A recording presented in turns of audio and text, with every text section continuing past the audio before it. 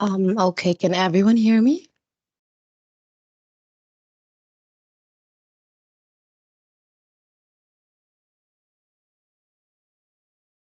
All right, greetings, everyone. We are delighted to extend a warm welcome to every one of you to the very first webinar hosted by the AFRONE. We're glad to have you all on board and looking forward to making this a fruitful session. Before we begin today's session, here are a few guidelines to help make the most of our meeting.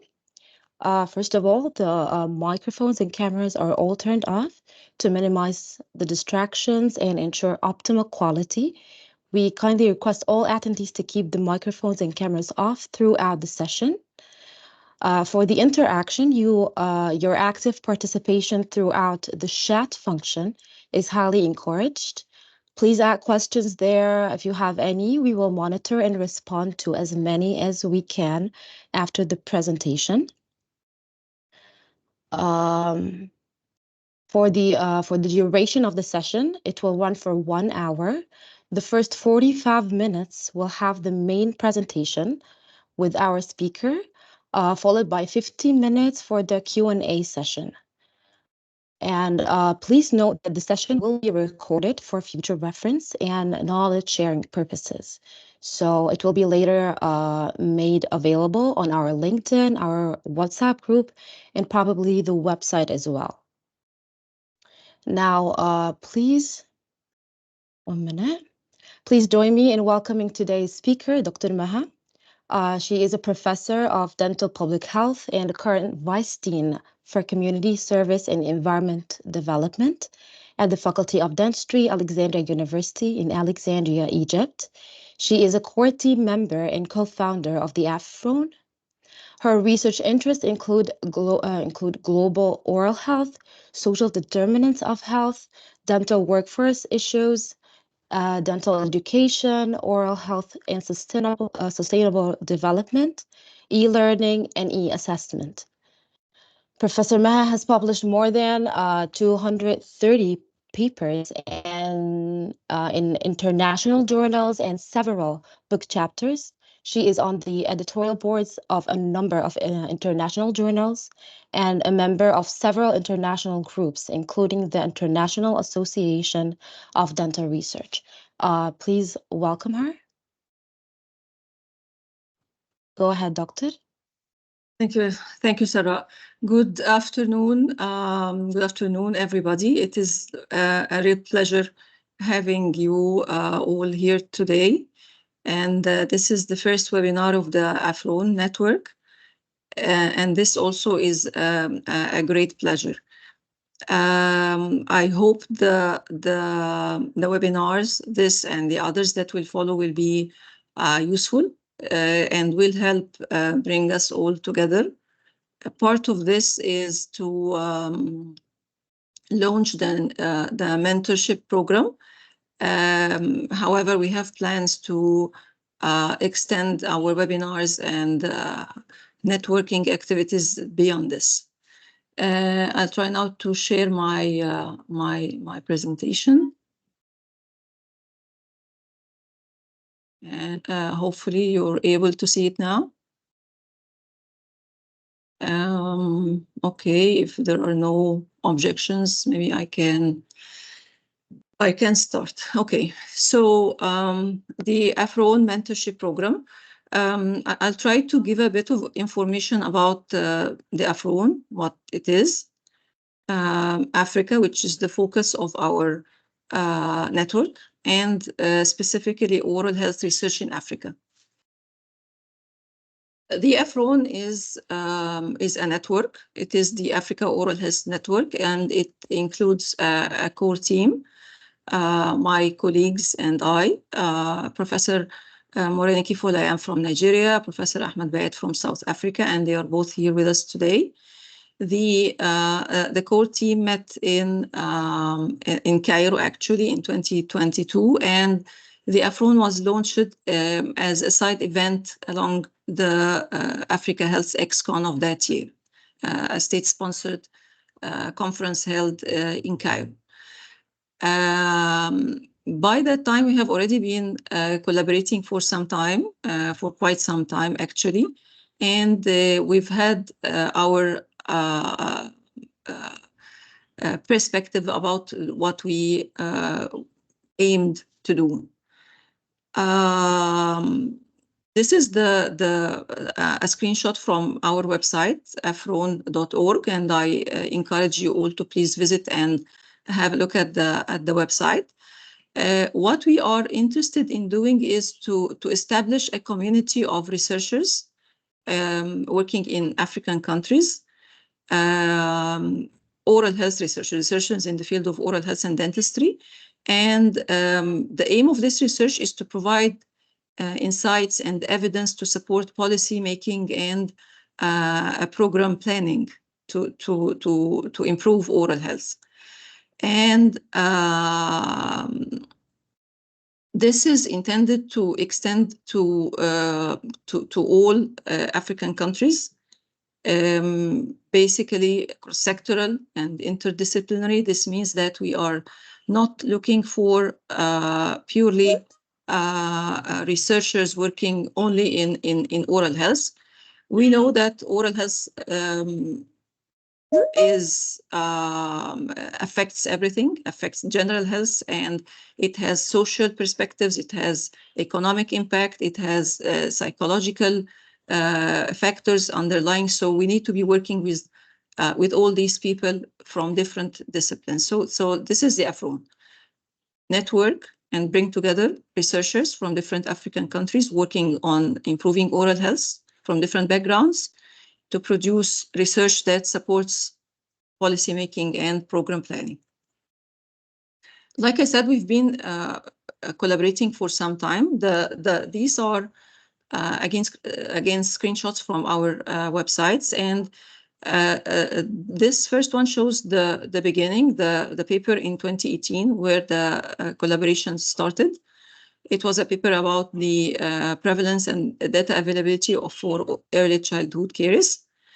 And our collaboration expanded further, and this is the list of publications in 2019. And the following years saw an ever-expanding rate of collaboration and number of papers. We're working with people in our countries, our 3 countries. We're working with people in other African countries and in other countries across the globe, different research networks.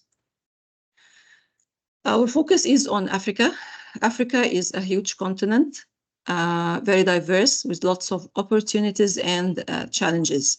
And I'll try to give a bit of context about our scope of interest in the following slides. Africa is divided into 5 regions, and this is very important to please note, because for some agencies working across Africa, the continent is split into the part of the Eastern Mediterranean region. Like, for example, the WHO splits Africa into the EMRO region and the AFRO region. However, we are talking about the whole of Africa approach, and because of this, we'll follow the regional divisions that the African Union follows. So we have, like in blue, this is the northern, this is Northern Africa, countries in the north of Africa. In purple, this is Western Africa. In red, this is Southern Africa. In orange, this is Eastern Africa. And in green, this is Central Africa, 5 regions. And you may have already, of course, seen the map before. And what always strikes me is the straight lines dividing countries in many instances, which are very widely contrasting with, for example, the divisions that you will see in the map of Europe. And this will have impact in what we'll be trying to do along the way. Languages and diversity. There are many languages in Africa, actually. So I came across this map, and It was talking about the challenges that the diversity of languages in African countries pose for things like machine translation and machine learning and stuff like this. And if you have a look at the map, you'll see that, for example, in Nigeria alone, there are like 520 living languages, many languages. And in other countries also, some countries have less number of languages. Some countries have only one language, like in the north, where people speak mostly but not only Arabic, and so on. And these are like the indigenous languages, the language that people speak in the African countries. And there are also the languages which may be like inherited from the colonial impact, like the green is for Arabic. Northern Africa speaks Arabic mostly. The red, which is in the Southern Africa and in some of the countries in Western Africa and Eastern Africa, is English. The French, which is mostly in Western Africa and Central Africa, is French. The blue is for French. And the yellow areas are for the Portuguese-speaking nations in Central and a bit of Eastern Africa. Then there are a few orange regions which are actually Spanish.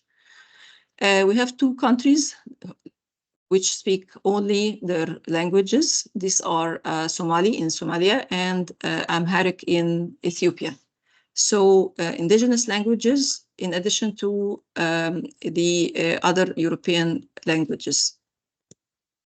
And you can also contrast this with the 5 regions of Africa. Population size. Well, Africa has the fastest growth rate among all continents, and population in Africa are concentrated in almost 7 countries. 7 countries have 2/3 of the population in Africa. The most populous countries are Nigeria, Ethiopia, Egypt, Democratic Republic of the Congo, Tanzania, Southern Africa, Kenya, Uganda, Sudan, and Algeria. So most of the population in Africa is concentrated in these countries, and this poses a challenge and an opportunity. It's a challenge because, like we'll see in a subsequent slide, many of these countries with large population size have also high population density, which means that people are concentrated in a lot of people are concentrated in this land mass. The opportunities comes because of the human capital, of course, which we'll also see shortly in the Human Development Index. And we need to keep this in mind when we're talking about oral health, about the challenges that we need to address, the countries with many people and subsequently many problems, and also opportunities in terms of human capital, like I said. These are the largest countries by size. Like Algeria is has the most land, greatest land mass, followed by, again, Democratic Republic of Congo, Sudan, Libya, Chad, Niger, Angola, Mali, South Africa, Ethiopia, Mauritania, Egypt, Tanzania, and Nigeria. Some of the countries which have the greatest number of people also have the greatest land mass. However, as you can already see, some of the African countries have really small land mass, like Burundi and Rwanda, like Gambia, and so on.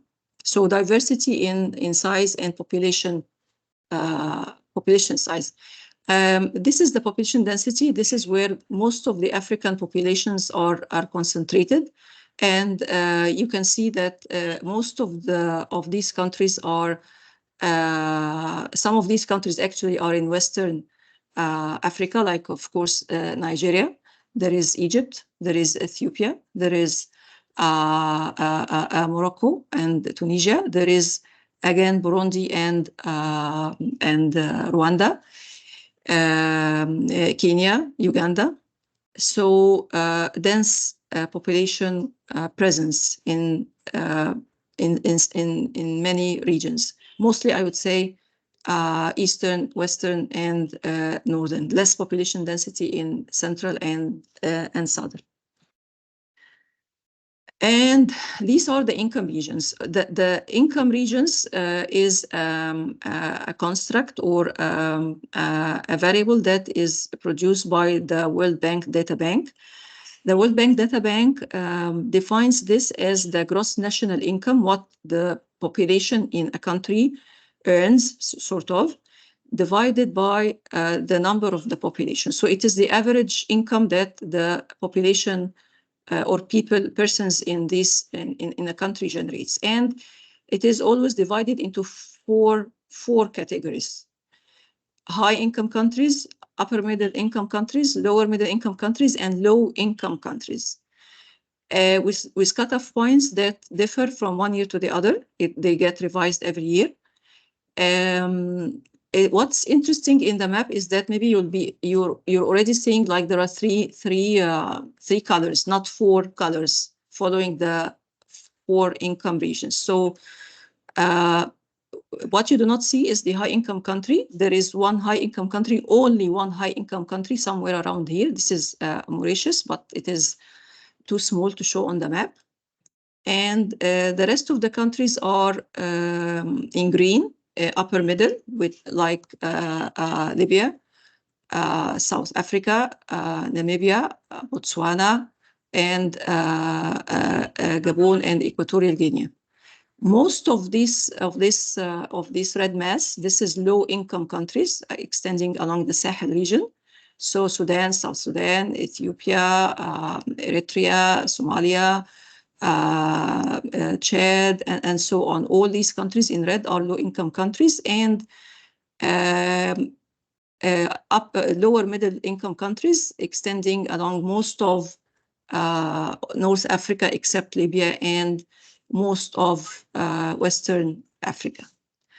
So again, please, the important thing to emphasize here is that there is only one high-income country in Africa. It is a small island, the small island of Mauritius, and most of the country is lower middle income, with only 7 upper middle income, and the rest is low-income countries. This is important when planning oral health programs, when addressing access to care problems, and when seeking funds for research and grant support. This is the Human Development Index. The Human Development Index sort of like wraps up the money that people have with how they spend it. Explicitly on education, it is about the numbers of years of education that people on average have in a country, and the life expectancy.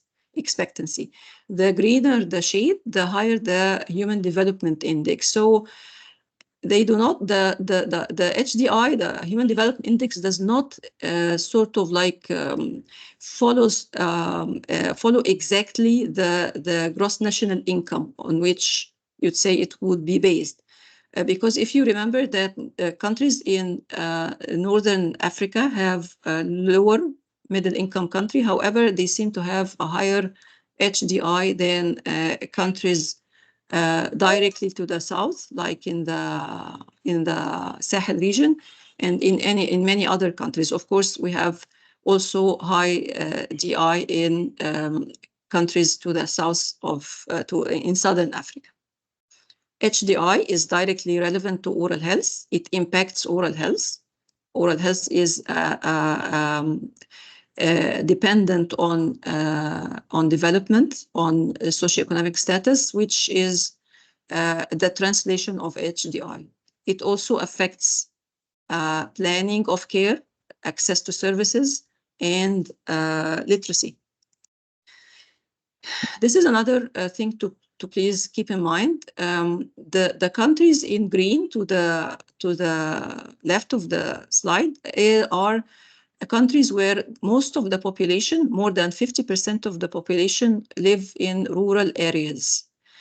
The countries in yellow have less rural populations and would say they are mostly urban.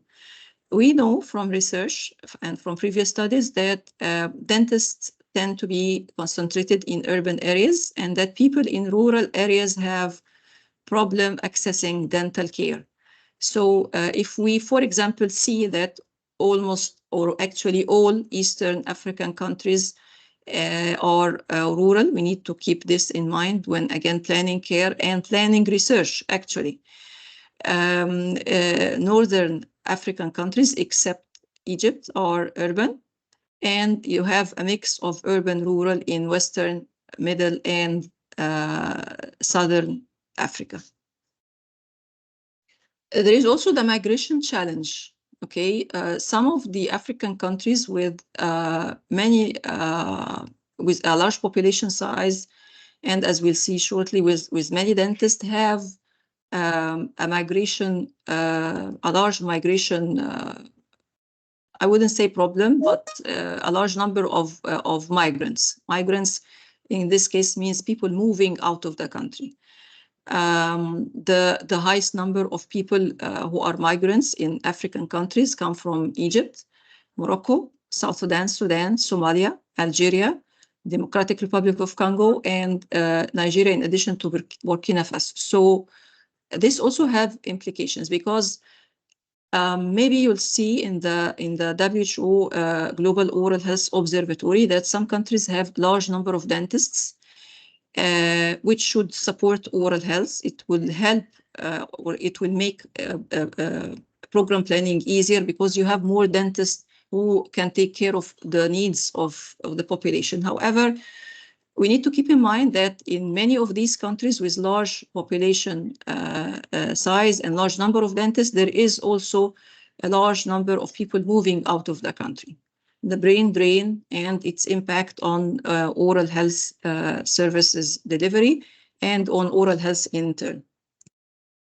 And this is a map of the dentist to 10,000 population ratio, and there is a huge diversity. To the left is the map of the dentist distribution, dentist to population ratio, and countries in deep green have more than 1,000 dentists per 10,000 population, and this would be a favorable ratio. These are countries, all countries in Northern Africa, in addition to Sudan, plus South Africa and Angola here, okay, plus Nigeria and Kenya. Most of the other countries have lower dentist to population ratio, and in some countries, like for example Chad, you will have like less than 10 to 10,000 population ratio, and as I remember, there are like maybe less than 100 dentists for all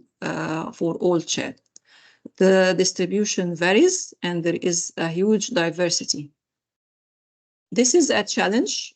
This means that in some countries there isn't even enough number of dentists to provide oral health care, to provide to support literacy efforts, oral health literacy efforts. And if you add to this the migration problem, then we do have a problem which is acute in some countries. This means that some countries need to sort of like reach out to neighbors or something to this effect. The capacity in some African countries, the capacity of dentists in terms of numbers need to be built. The focus of the AFRONE is on oral health research. As I said before, we are aiming to support oral health researchers in African countries to conduct research that provides evidence to drive policy setting and program planning. So how does the current situation look? There are many metrics that people use to describe research and how different countries are doing in it, but we'll focus on three actually main indicators. The first one is the number of articles that researchers produce. Okay, and these differ by database. Like if you check for papers coming out of African countries in Google Scholar, you will find that there are many more than in other databases like Scopus, for example, or Web of Science. And these databases have different criteria for indexing journals and subsequently papers. What we're using here is something in the middle. We're not using Google Scholar because Google Scholar is maybe you'd like to see it as a repository for gray literature. Some of the papers that you'll find in Google Scholar, not all of them, but some of them are not peer-reviewed. And to the other extreme, you have Web of Science, which applies stringent criteria for the inclusion of journals. So many journals will be in Google Scholar than in Scopus, which we're using, then would be in Web of Science. Scopus is like sort of like the middle ground. The figure shows the number of articles produced by countries in different continents over 15 years, extending from 2009 to till 2023. This is the last year, the last complete year that is indexed in Scopus. The purple line at the top is the global number of, or the number of papers globally available in the category oral health and dentistry in Scopus. And the lines towards the bottom represent countries, the total production of countries in different continents. The yellow one is for countries in Europe. The red is for North America, and then you have South America. I didn't add Asia because Scopus have like 3 or 4 listings for or entities for Asia. They are already included in the global metric. You'll find that the heavy black line towards the bottom of the figure represents the production of African countries, and it actually sort of like accidentally overlaps with the number of articles coming out of Australia. I use Australia as a continent, but it is also a country. So what the figure says is that the whole of Africa production, the number of articles coming out of Africa over the last 15 years, sort of overlaps with the number coming out of Australia. So one country production level is equal to the 55 or 54 African countries collectively. And this is a very low number of articles, very low production.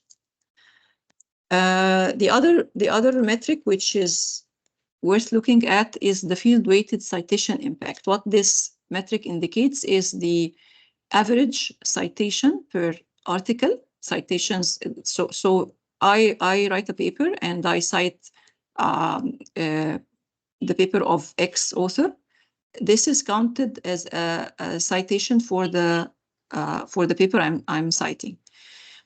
Field weighted means that it is tailored to the specific field, which in our case is dentistry and oral health. So what you're seeing is the average citations per article for, again, the different entities. The purple line, the global average, is 1. It is a ratio. In this case, it is a ratio.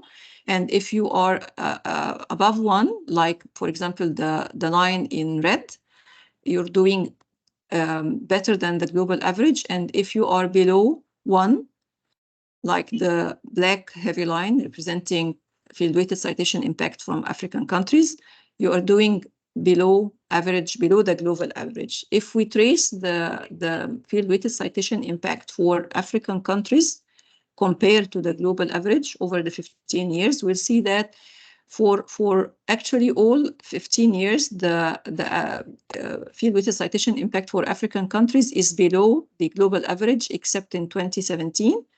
And it is encouragingly climbing for the last 2 years, 2022 and 2023.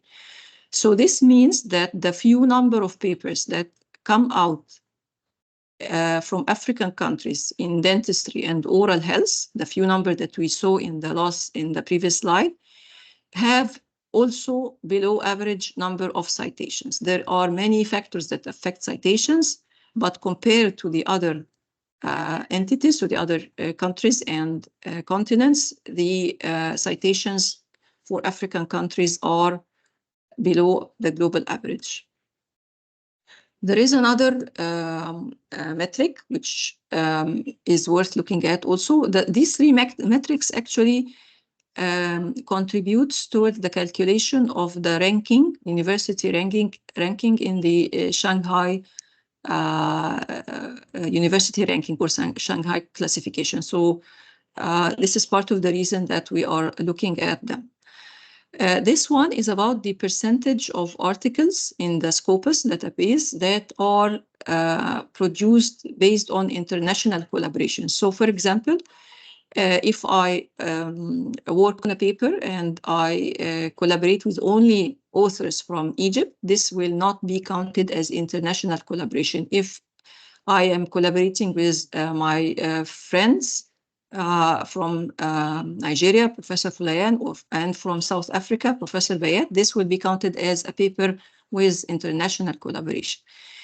And the heavy black line representing African countries in this case is towards the top of the figure. This means that African countries have a high percent of their papers in the field, in dentistry, where there is international collaboration, where authors and researchers are collaborating with people from other countries, which is good and encouraging. However, we need also to have a look at this. This is the citations that papers with international collaboration get. Okay, same entities, same duration, and unfortunately, although the percentage of papers with international collaboration for African countries is high, the citations that these papers get is less than the all other entities. You'll notice that the figure as a whole dips towards the end of the observation period because older papers have more citations and time favors citations. It means that the older that the paper gets, the more citations it is expected to have. So recent papers or papers in, for example, 2023 will always have less citations than older papers like in 2009. However, regardless of the comparison across time, the comparison to other entities, to countries from other continents still holds. And the high share of international collaboration that African countries in dentistry and oral health have does not have the expected citations, which compared to other countries. This is also another thing that we need to keep in mind. This is the percentage of articles by a country of funding agency. So research needs money to be conducted, and in many of our countries, in many African countries, and maybe we need to have like a study to prove this or demonstrate this on a large scale, funds are not available. This means that researchers conduct research out of their own pockets, which is a constraint, a huge constraint that we need to address, because the non-availability of funds and being self-funded limits the potential to conduct research that will otherwise cost money. It limits the possibilities for longitudinal studies, for large population-based studies, for studies that need kits for the lab and stuff like this. So the slide we're looking at is comparing the three countries where the core team comes from and where also most of the publications in the field of oral health and dentistry from Africa comes. These are the three countries with the greatest productivity in the field. And you'll see different patterns. Okay, if you focus on the extreme right of the slide, you'll see, for example, these are the percentage of articles that have reported national funding agencies. And in this cluster, there is no bar for Nigeria. This means that for the period from 2016 to 2020, no authors with paper indexed in this database coming from Nigeria reported that they received national funds. By contrast, for example, 9.8 or almost 10% of the articles in the field from South Africa reported that they received funds from national bodies to support their research. For Egypt, the value is less than 3%. It is 2.5%. By contrast, for papers that said or reported that they received grants from US or Canada-based organizations. This would include the NIH, National Institute of Health, and the Canadian agency that provides grants to support health research projects. And Nigeria has by far the highest percent of articles. It is almost 17%. Across the board, you'll also see funding received from Europe, from Japan, Korea, China, from the GCC country, Gulf Cooperation countries, and from other sources as well. There is variation among countries in the number of papers receiving grants. The largest was South Africa, followed by Nigeria, and then Egypt. And these are the three top countries regarding productivity. So only a minor portion of articles reported funding, which is a problem. These are the challenges that, to sum up, African countries have when we are talking about research about oral health and dentistry. 54% of the countries have no dental schools, and these stats are actually like 2 years old. This come from the time of the Africa Health Excon when the AFRONE was launched, and updating this information is of itself a research area. It says roughly that 50% of the African countries have no dental schools. Also, 50% or slightly more have a dentist to population ratio that is indicative or shortage of dentists. This ratio, if you have one dentist tending to 5,000 of the population, this is a dentist shortage area, and half of the countries in Africa have this. About 40% of the African countries have less than 100 dentists to address the oral health problems and maintain the oral health status of the population. And in addition, even the countries where there are many dentists, 5 out of 9 of them are among the top migration origin countries. These are countries where people, including dentists, leave the country in large numbers. Other challenges, like we saw, include the very few number of publications coming out of African countries, the low field-weighted citation impact for the articles coming out of African countries. We have relatively high number of articles with international collaboration. However, the impact in terms of average citations of these papers is low, and funding is not available. It is scarce, actually. Less than 30% of the articles in the country where citing most funding opportunities, like South Africa, less than 30% are funded. Okay, so what do we do? What's after this sort of like grim perspective?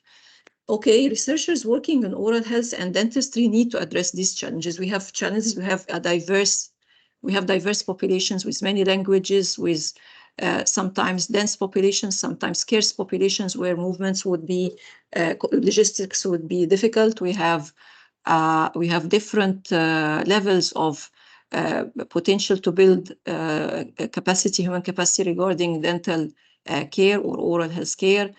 and for research potential also, but we need to address all these challenges. One size does not and cannot fit all. And I'm talking here about the tendency to lump all of Africa into one. Africa is 54 countries with many, one country even like Nigeria has 500 languages. There is huge diversity in everything. So we cannot say that if I conduct one study in Nigeria, the findings will apply in South Africa or in Egypt or even in the neighboring Niger or Benin. It does not fit all.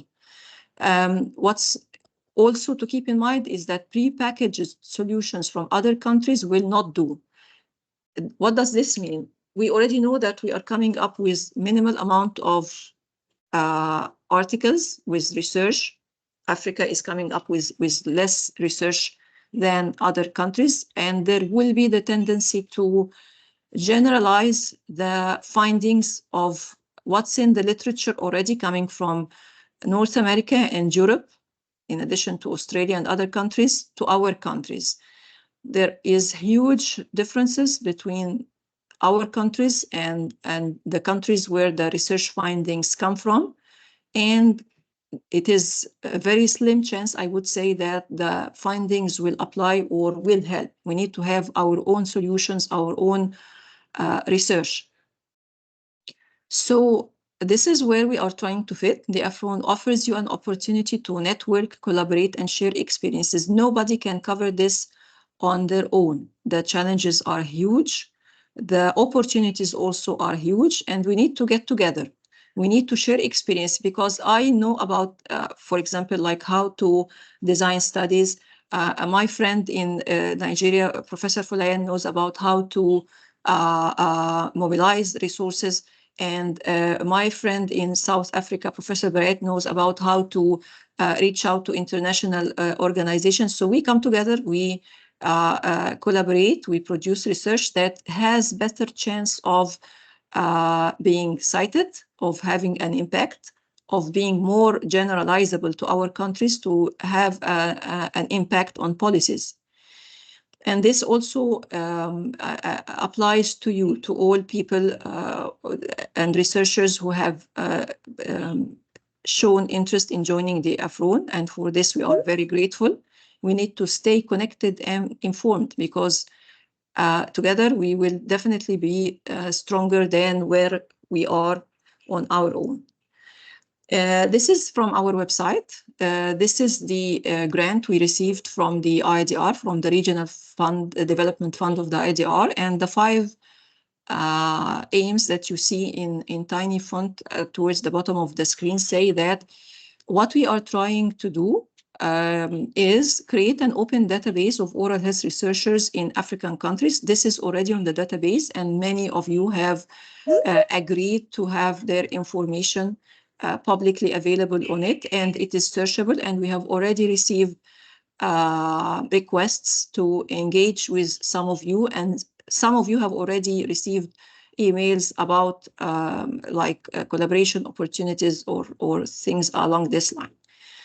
The fourth point is what we are trying to launch today. It is about establishing the AFRONE mentorship program to support the projects of 5 early career researchers. Some of you have already signed to the mentorship program and registered in specific groups, and we have reached out to mentors.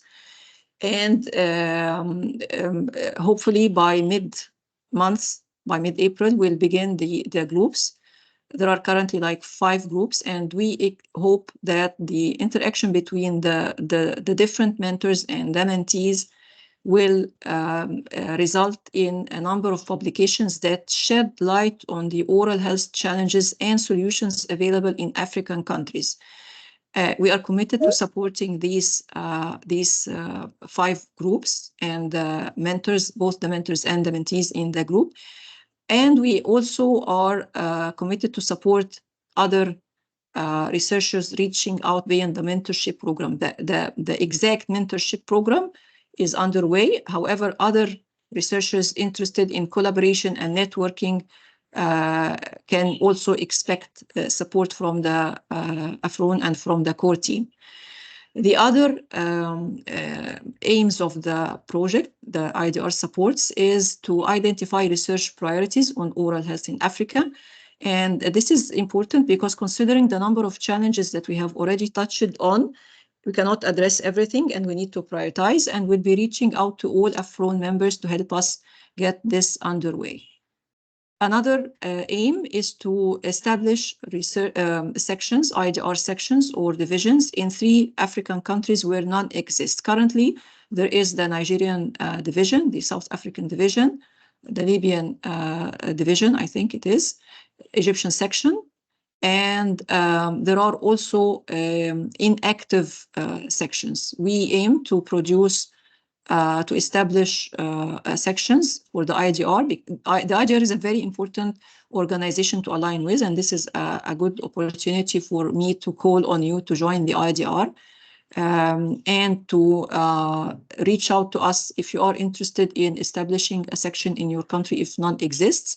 It is the biggest organization that supports dental research globally, with many networking opportunities, awards, and fellowships also. The last objective of the grant is to support one early career researcher from the mentorship program to attend the IDR meeting and present their work there. This is the database. If you check the website, you will be able to see the names of people already there. And please think of filling the form to have your information in this open directory. It increases accessibility and visibility, and therefore collaboration and networking opportunities.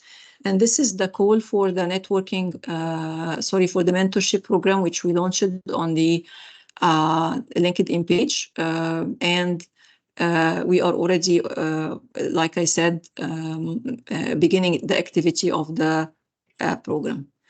Thank you very much for listening, and I hope this gave an overview about the activities of the AFRONE, and I am looking forward to your thoughts and questions. Thank you.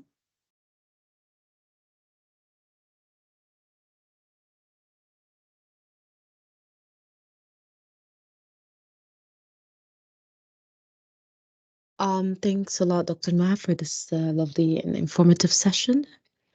If anyone has any question, guys, please either write it in the chat or you can raise your hand and we can unmute accordingly.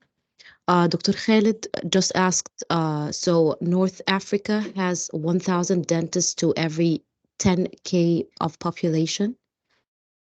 Yes, Northern Africa has, I would say, the most favorable dentist to population ratio among African countries, in addition also, of course, to countries like Nigeria, South Africa, and other countries shown in the map. Yes, there is a concentration, I would say, of dentists in Northern Africa. Yes, thanks for the question. And my colleagues, Professor Fulayan and Professor Bayat are here in case any of you would like to share thoughts or have any words. I'm not sure if Professor Fulayan is here. Professor Bayat. Okay. Yes, she is. Okay. Yes, and I can see that Professor Bayat has his hand raised. Will you please unmute Professor Bayat, Sarah?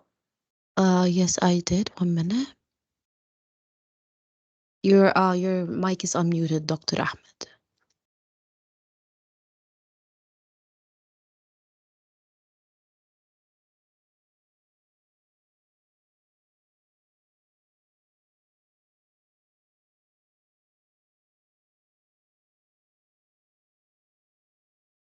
Okay, Professor Ahmed Bayat, if you'd like to have your mic unmuted to say anything you want. Yes, and Professor Fulayan in the chat is saying that there is a need for deliberative action. Yes, I totally agree. Dr. Razia Adam has her hand raised as well. Yes, yes, 1 please minute. unmute her. Your mic is allowed as well, Dr. Razia.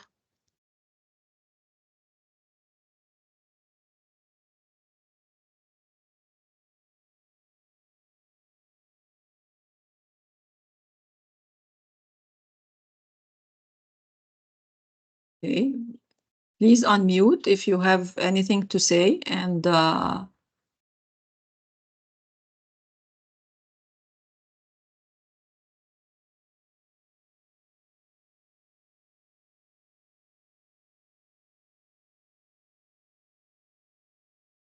yes, I can see a question about the recording. Yes, the session is recorded, and we will be posting it on.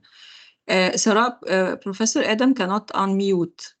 Can you make sure that maybe like everybody's unmuted since we are in discussion already? Can you unmute everybody so that whoever wants to speak can do so? So to the question about the recording, yes, the session is recorded, and we'll be sharing it on our LinkedIn page, and hopefully on the website too. Yes, thank you for the question.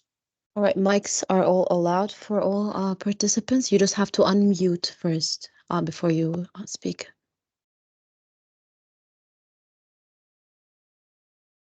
Good afternoon, colleagues. Can you hear me? Oh, sorry, Ahmed can go first. No, go ahead, Razia. Go ahead. Yes. Okay. Go ahead, please, Professor Ed. Yes. Hi, afternoon, or early evening. I'm not sure what the time is. Thank you for that comprehensive presentation. I think it was much needed. I think this initiative is quite appropriate in the times that we have. We're experiencing a lot of global threats when it comes to public health. And with oral health being made sort of center stage and its connection with health of the body and the mind, etc., I think it's really important that we participate in terms of voices from Africa and making that heard. So I really do look forward to working with the team, and yeah, I'm happy to participate in your ventures. Thank you. Yes, thank you very much for raising this point. Actually, this is a very important perspective, having voices from Africa heard. It is very important that we have this mindset, that we have our own problems, we have our own solutions to come up with, and we need to have our voices heard. Thank you for raising this point, Professor Ed. Yes, Professor Bayat, please. Good afternoon, colleagues. I hope you can hear me. Yes. Yeah, it's thanks, Prof. Maha, for that presentation. Yeah, you guys are all welcome to join AFRONE. The more you join, the more the party gets bigger and the more research we're going to collaborate on. So we're looking forward to all of you joining. And just to add on what Prof. Maha was saying in the presentation, besides Africa being so heterogeneous and having so many differences, even within the content, we have a very large disease burden. And that's something that Europe might not have, or the rest of the world might not have. And we should be able to use this to our advantage. I know it's not a good thing to have a large disease burden, but it's the reality of the continent and the reality of the poverty that we're living in, unfortunately. So we've got so much of opportunities, but we need to work together and we need to collaborate. And we've got experience and we've got the mentorship. So let's get this process rolling and let's get our stats up there and let's get this line graph going in the right direction then. But thanks again, and welcome all of you to join the AFRONE. Thank you very much, Professor Ahmed. This is a very important point. Actually, I didn't refer to any disease burden in my presentation, but we have already stats in this. Like you can see this in the Global Oral Health Status Report of the WHO, and linking the socioeconomic condition which most of the countries in Africa have with disease burden, like Professor Ahmed said, is very important. It is a huge challenge. It is a huge imperative also for researchers working in the field to address this problem. So thank you for bringing this up, yes. And there is another hand raised. I'm not sure. Please go ahead.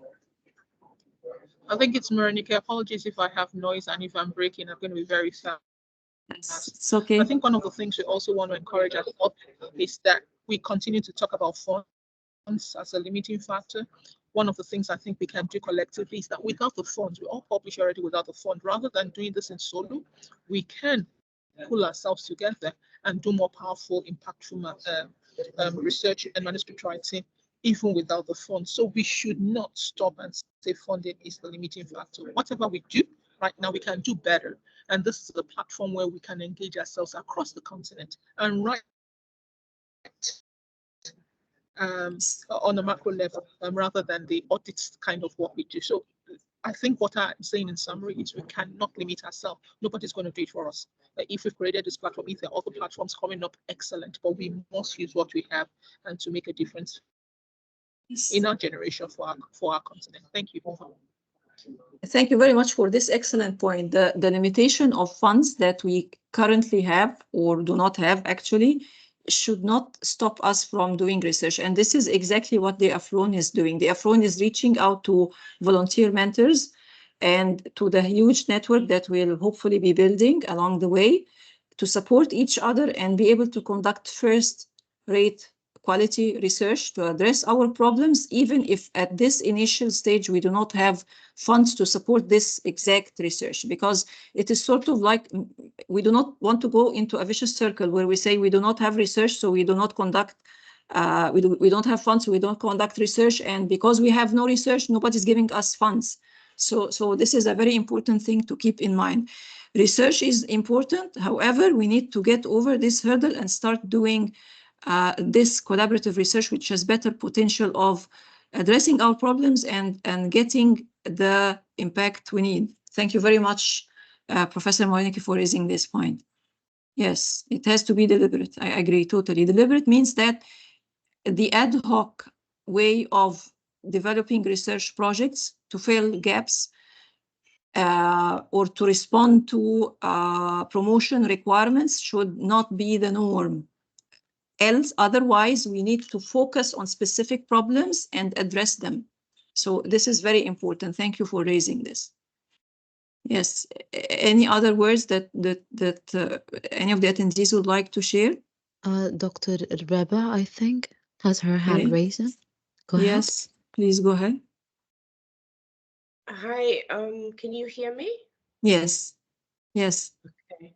So I saw your profile on LinkedIn, Dr. Maha, and one of the things that I said to you when I responded to your request for people to join AFRONE was that I have never done research. I'm in private practice, and I just feel like there is so much that can be done in Botswana in terms of research. So I'm hoping that I will have mentors who can help me. At the moment, I'm looking at kids between the ages of 5 and 7 in government schools. And I've been wanting to do something with these kids and starting from basics. So it's like just brushing your teeth and teaching these kids and just going around the country and talking to them, because I think our governments in terms of the ministries and their departments have a burden. And I believe that people who are in private practice, who have a little bit more money, say, to be able to spend and go into the communities, that's where I am right now. So, and I'm just hoping that I will have great mentors to guide me in this quest. Thank you very much for reaching out to us and for being here today. And this is a very important point. Actually, the sort of like the perspective that research is for academics and clinicians or people in clinical practice, in private practice, do not need to worry or be doing it is not the right way to do things, because like we saw, like half of the African countries do not have dental schools. So this means that they do not have any academic sector. And if the population there is to be served, we need to come up with solutions based on the realities there. And so this is the place where people in private practice and clinicians will have the biggest impact. I believe the AFRONE is the right place to be. And thank you again for reaching out to us. And there are always opportunities to address problems through research, through clinical practice. Like in brief, I would like to mention here that some of the movements that have been done is to create a practice-based network where people in private practice, many private practices, like a network of them, come together and sort of like reach out to their patients to either do observational studies or try things that are approved, like exactly like you said, like try preventive agents, which of them will work for this population at what cost and stuff like this. So the opportunity is always there, and I'm sure that together we'll be able to do this in an efficient way. Thank you. Another question, yes, Dr. Any raised hands? Dr. Matanta, I think. Yes, please go ahead. Hand.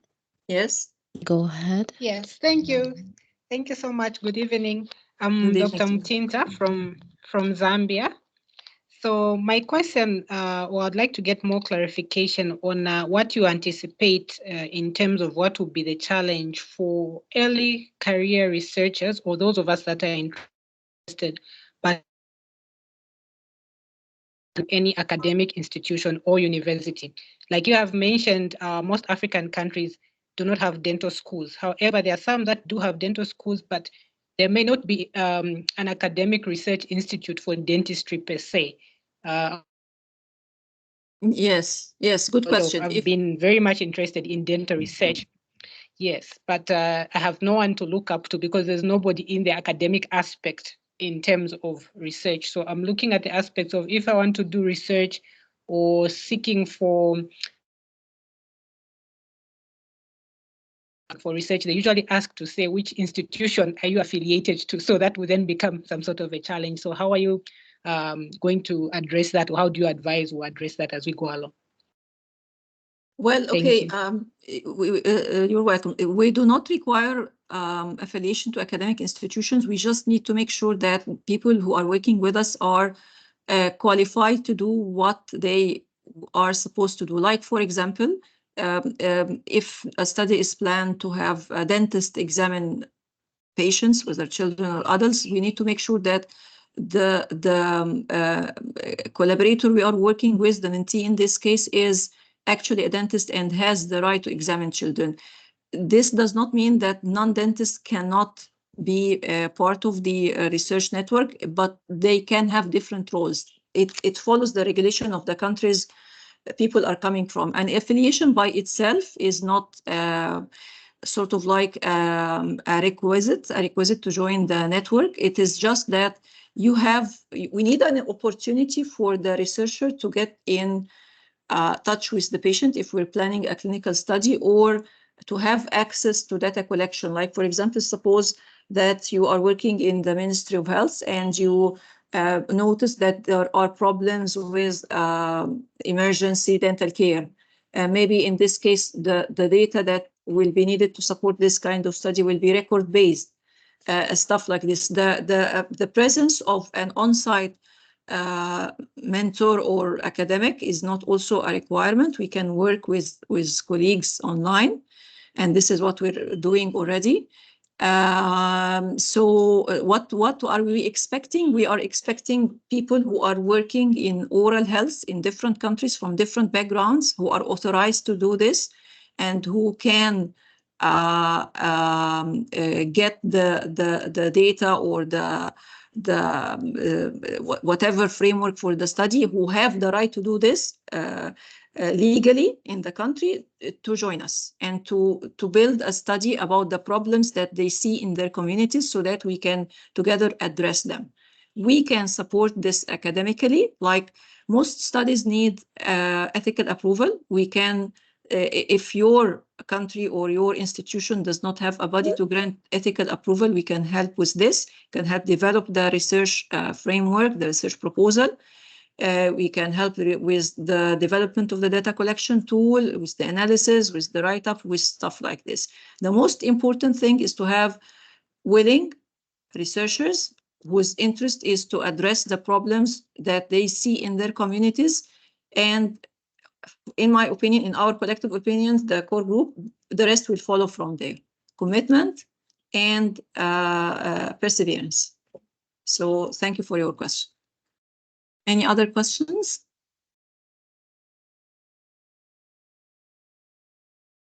There are a couple more questions in the chat here, Doctor. Dr. Isra is asking, I would love to know more details about the different research areas that you are going to start with in oral health care. Okay. We extended the invitation to join the AFRONE and the mentorship program like a while ago, and some people have already filled the form. And because we are constrained with the time of the grant, we need to follow like milestones. Okay, so we closed the application to the groups, and people have already registered in like 5 groups. The 5 groups include mentors from different backgrounds and in research interest. One of the groups is about innovation in clinical dentistry, and this has a focus on things like clinical disciplines and supporting investigations. Another group is focusing on the link between oral and systemic diseases. A third group is focusing on oral health surveillance and refugees. And then there is a group about Isra, you have the groups with you. Will you please remind me of the remaining groups? There are 5 groups in general, and people have signed to them. So these are the different areas. And what we are asking, yes, the other remaining groups, please. Yes, yeah, Doctor, give me 1 minute. I'll have them ready right now. Okay. So until Sarah prepares the names or the list of the groups, what we are asking is that mentors work with mentees in the groups to come up with 1 or 2 research ideas that get developed by the mentees working with the help of the mentors. And we come up with a proposal like within 1 month that gets approved if there is a need by the ethical review boards in different institutions. And like I said, AFRONE can provide help with this. And then we develop the the research proposal, and the researchers in the group start data collection, then analysis, then reporting. And the aim is to have a paper in a publishable format towards the end of the year, so that the people in the groups, the researchers, early career researchers, can take this opportunity to apply or submit their work to the IIDR for the IIDR next session in 2025. So this is a brief overview of how the mentors group will. Yes, the names of the groups, please. Yes, we have our first group is Cardiology and Preventions. We have Innovation in Clinical Research, the one you covered right now. We have Oral Health, Surveillance, and Refugees. We have Oral Systemic Disease Link, and the last one was Patient-Based Outcomes. Yes. So these groups are based on the interests of the mentors, and the mentees or the early career researchers already signed and registered in the different groups. We are expected to begin the activities by mid-April. So hope this answers the question. Yes. Any other questions? Dr. Basma Mansour asked, is it necessary to have publication to be a part of AFRONE? No. We are trying to support early career researchers, and some of them may not have had previous experience with research, and we are trying to do our best to include in the same group people with diverse backgrounds, like early career researchers with no previous research publications and others with research publications, so that people can support each other. It is a network after all. Yes. Any other questions? Dr. Tawfi, I think, asked, can you share an experience on how we can make our country, Nigeria, to improve research funding? Yes, part of the list of the, or I mean, the other webinars will address this in due sequence. We have one session about grant seeking and funds raising. So please stay tuned with us. We'll post the announcements on the LinkedIn page and on the other available possibilities. Yes, one of the sessions will be talking about this. Thanks for the question. Any other questions, Sarah? Yes, one more. Will there be any certification of the early career researcher after the mentorship training? Okay, there is.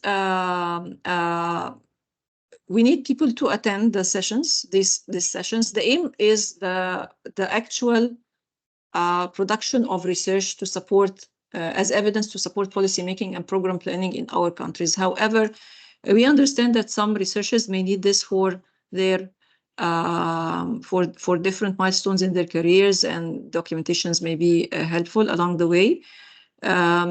So we'll be looking into this. Yes, no problem with that.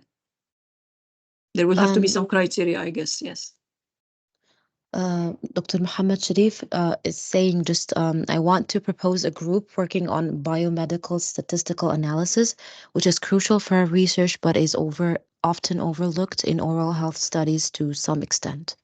Yes, this is a very important point, and a part of what also we are trying to do, the way we are trying to shape the different groups, is to include people with experience in research design and biostatistics in every group. Now the groups are formed of mentors, volunteer mentors, and early career researchers who have registered in the different groups. And in the background, like sort of like hovering across the different groups, there is the core team, and there are also other volunteers who are not mentoring a specific group, but who will be supporting the statistical analysis of the different groups as needed. This is a very important aspect because we aim to produce quality research, and without this, this cannot happen. Thank you very much for raising the point. Yes. Any other questions? Dr. Abidoi is saying, I would love to work on clinical application of AI in dentistry. Is there anything that covers this? Yes, this is a very sort of like hot topic, and it should be like in a track by itself. Now, there are different ways to do this. Some of them are will need institutional agreements to have data cross borders, because this is an ethical concern that we need to have to keep in mind. And some of them will be less sort of like less problematic, or less, some of them will be easier. Right now, there is no group that will be working per se on AI. However, we are planning in the future to have a different or a whole track dedicated to this. It needs people on both sides. It needs people from African countries interested in this, and we also need mentors who will be willing to work on this. There are considerations related to the infrastructure, the need for servers, the need for databases to work with, and there are ethical considerations that we also need to address. So we decided to have this like in a second stage of the AFRONE. Thanks for the question. Any other questions? No, none. We have already taken like 15 minutes over time, and the discussion is great. Okay, I think there's some. Okay, I'm so sorry. maybe Some people asked. We can cover this later, I guess. yes, please have collect all the questions from the chat, and we'll be addressing them on our LinkedIn page in due course. Thank you very much for for showing up today and for your interest in the AFRONE. And I take this opportunity to thank you for your interest on behalf of myself and my colleagues. And we're very much looking forward to the launch of the program, and for working together in the groups and beyond on addressing the challenges that we all have in our countries. Thank you very much, and see you in the next webinar. We'll be posting an announcement about it soon. So stay tuned, please. Thank you. Thank you very much. Thanks Have a a great lot, Dr. evening. Maha, for Thank you. today's presentation, and thanks everyone for joining us. This will be the end of today's webinar. Thank you.